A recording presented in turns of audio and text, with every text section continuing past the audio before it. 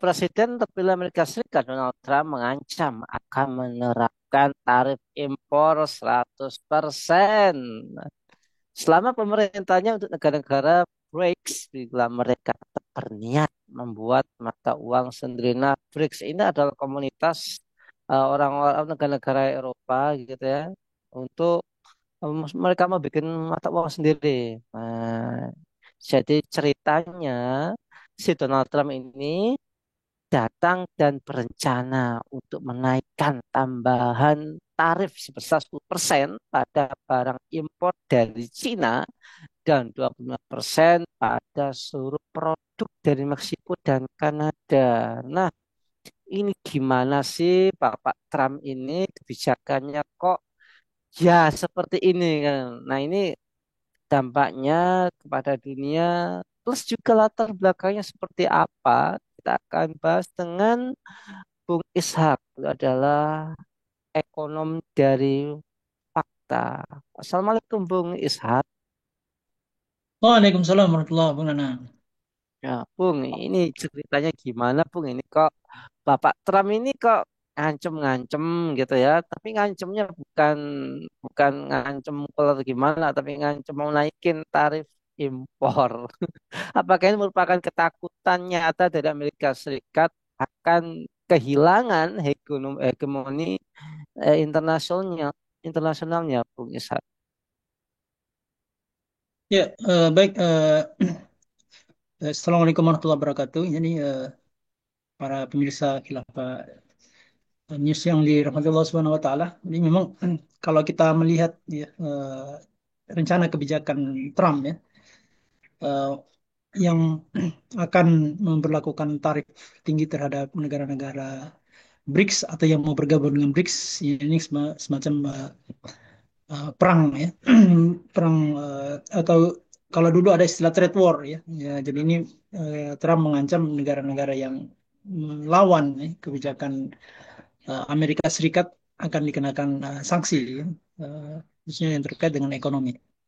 Jadi salah satu yang yang sudah diperingatkan oleh Trump adalah eh, negara-negara yang saat ini semakin banyak yang bergabung dengan BRICS ya, itu oleh Trump ya di diancam jika memperlakukan jika BRICS itu betul-betul merealisasikan penggunaan mata uang baru dan meninggalkan dolar ya, maka mereka akan diberikan sanksi berupa kenaikan tarif hingga 100%. Jadi saya kira ini juga eh, sangat berisiko ya bagi negara-negara yang menjadi anggota BRICS seperti India ya, kemudian juga negara-negara Amerika Latin seperti Brasil, Afrika Selatan yang memang sebagian pasar mereka itu adalah ke Amerika Serikat gitu. Sehingga kalau misalnya diterapkan 100%, maka tentu ini akan membuat arus ekspor mereka ke Amerika Serikat akan semakin sulit gitu.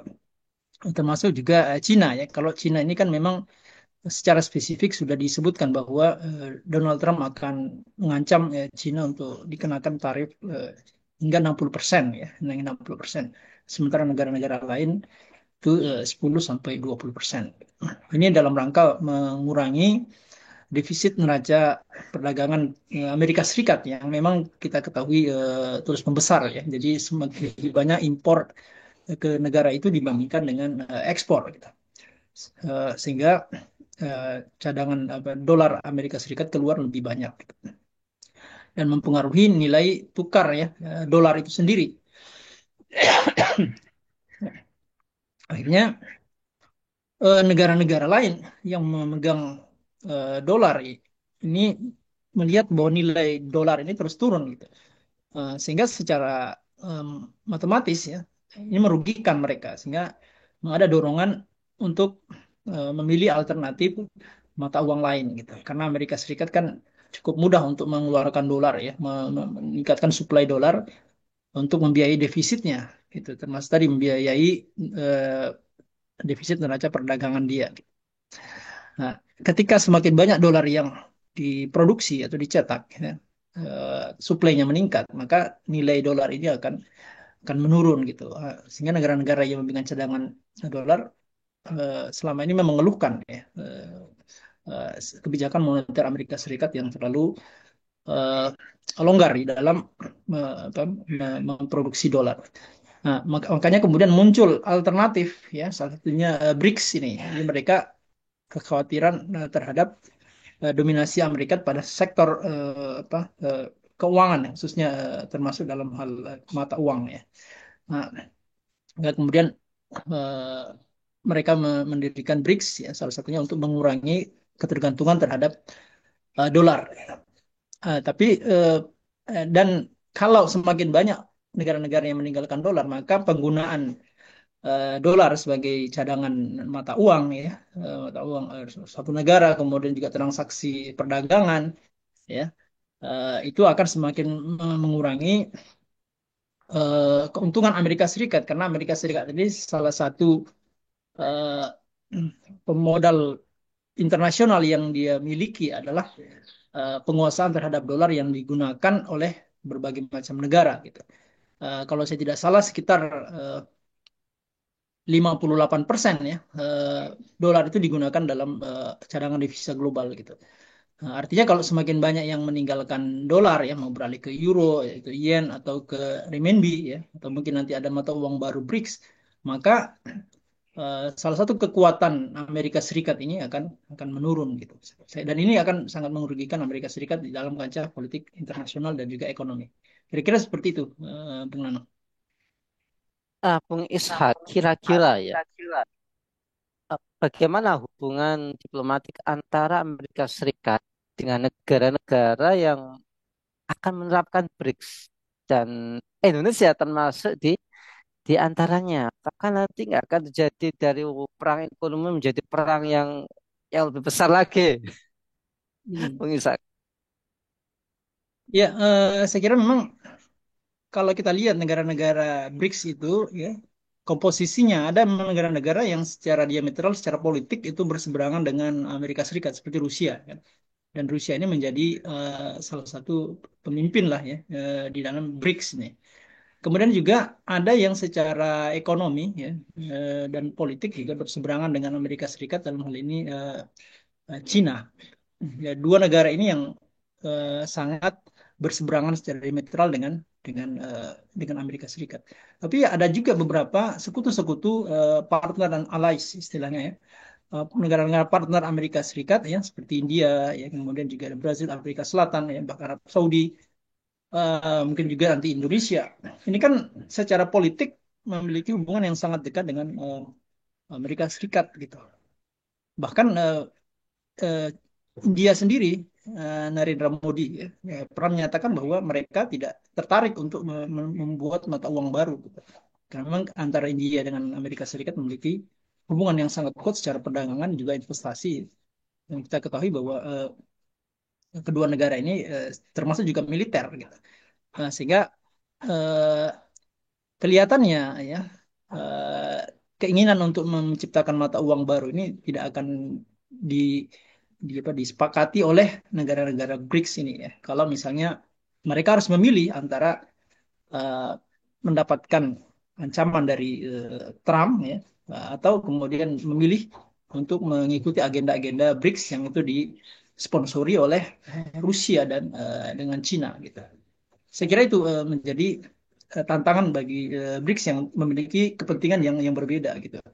Seperti Indonesia misalnya dengan bergabung dengan BRICS, ya dia ingin mempermudah akses untuk mendapatkan komoditas ya dari negara-negara BRICS yang memang dikenal kaya dengan sumber daya alam ya, termasuk misalnya termasuk dengan Cina ya, sehingga Indonesia bisa lebih mengakses modal ya, modal dari Cina untuk diinvestasikan di Indonesia gitu. Kira-kira begitu, Bung Nana. Baik, Bung Ishak, dengan pertarungan ekonomi yang semacam ini, peran apa yang bisa diambil oleh Indonesia dalam menyelamatkan perekonomian dalam negeri, Bung? Ya, saya kira Indonesia eh, harus menjadi negara yang independen ya, membangun kekuatan ekonominya eh, dengan memilih kebijakan-kebijakan yang lebih berpihak kepada rakyat gitu dan tidak menggadaikan ya kedaulatannya termasuk kemandiriannya kepada negara-negara lain ya, seperti Cina ya, kemudian Amerika Serikat semata-mata ingin mendapatkan arus modal ya untuk mendorong investasi domestik. Karena eh, salah satu target pemerintah Mesin Prabowo ini kan bagaimana mendorong pertumbuhan 8% gitu. Nah, untuk mencapai pertumbuhan 8%, mau tidak mau investasi domestik itu harus digenjot kan, dalam berbagai hal ya, termasuk biasanya dalam industri manufaktur ya, lebih spesifik lagi pada eh, smelter ya, baik itu yang smelter di mining ya, yang di nikel ataupun di komoditas-komoditas tambang yang lain. Nah ini kan yang bisa menarik, apa bisa memberikan investasi yang besar ya, itu berasal dari Cina karena investor-investor dari Uni Eropa ataupun dari Amerika Serikat saat ini memang eh, tidak tertarik ya, atau kurang bersaing untuk masuk ke sektor ini. Nah, jadi dengan independensi ini maka mau tidak mau Indonesia harus membangun kekuatan ekonominya dengan mengoptimalkan ya, misalnya pengelolaan sumber daya alam yang kemudian itu diolah secara mandiri dengan melibatkan BUMN gitu, dengan pendanaan domestik eh, yang kemudian bisa menghasilkan devisa, dan kemudian dari devisa itu Indonesia bisa membangun industrinya secara secara mandiri gitu, misalnya dengan mengimpor ya mesin-mesin yang bisa eh, menciptakan mesin baru yang kemudian bisa digunakan untuk mengolah sumber daya alam kita sehingga nilai tambahnya lebih tinggi gitu. Kemudian dengan cadangan devisa yang besar itu, kemudian Indonesia bisa mengembangkan industri militernya gitu, dan membangun kekuatan yang sejajar ya, atau dengan negara-negara maju. Dengan eh, dengan seperti itu ya, maka posisi Indonesia ya secara politik dan secara ekonomi eh, akan lebih mandiri dari negara-negara lain.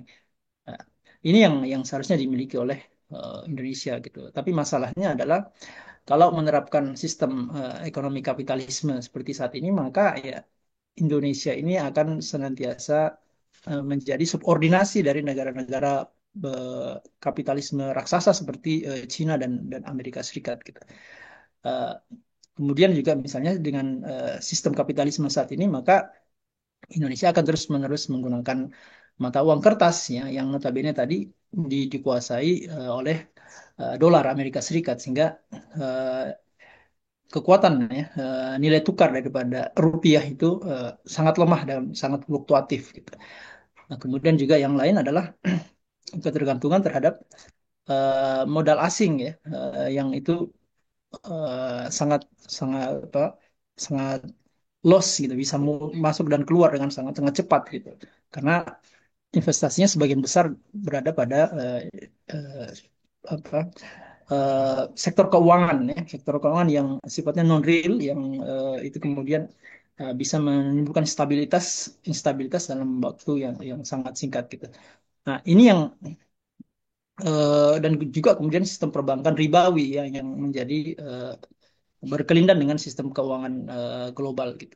Karena eh, pembiayaan APBN kita itu mengandalkan obligasi, dan juga pembiayaan dari perusahaan-perusahaan swasta juga sebagian mengandalkan obligasi ya, yang itu pembelinya dari investor-investor asing yang menanamkan dana mereka di pasar pasar keuangan gitu.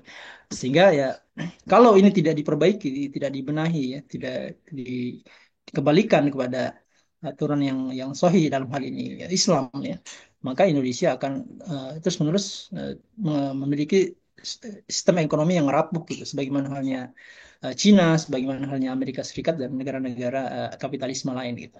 Saya kira itu Bung Nanang gitu.